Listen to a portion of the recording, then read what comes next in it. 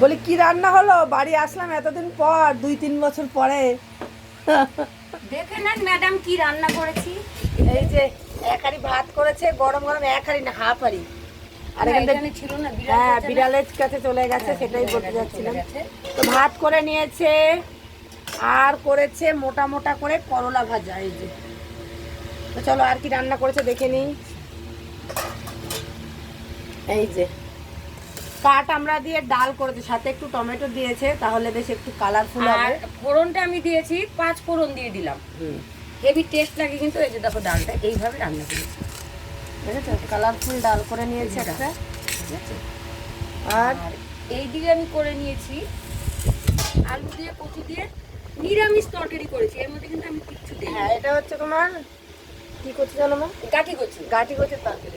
এটা কি খুলে এই করে নাড়িয়ে দেখতে হবে? না না, আর সত্যি কথা বলতে কি, এটা ধনে পাতা হলে ভালো হতো, যেহেতু আমার বিড়ালের জন্য আমি বললাম না বাজারে গেলাম না, ওই জন্য ধনে পাতাটা আনা হয়নি। তো এই আর হচ্ছে এইখানে কি রান্না। আছে দেখো, এটা তো সে আমি নিয়ে এসেছি। যাই এনেছো এটাও তো একটা রেসিপি ধরতে হবে নাকি, এটা হচ্ছে আমি বাড়ি থেকে এনেছি মুরগির মাংস, তাই। বাবার জন্য। হ্যাঁ, এই বাবার জন্য নিয়ে এসেছি। তো এই হচ্ছে রান্না। আজকে রান্নাগুলো কিন্তু দারুণ হয়েছে। সত্যি কথা বলতে মায়ের হাতে যেটা রান্না সেটাই ভালো লাগবে। তো চলো আমরা এবার খাওয়া দাওয়া করবো।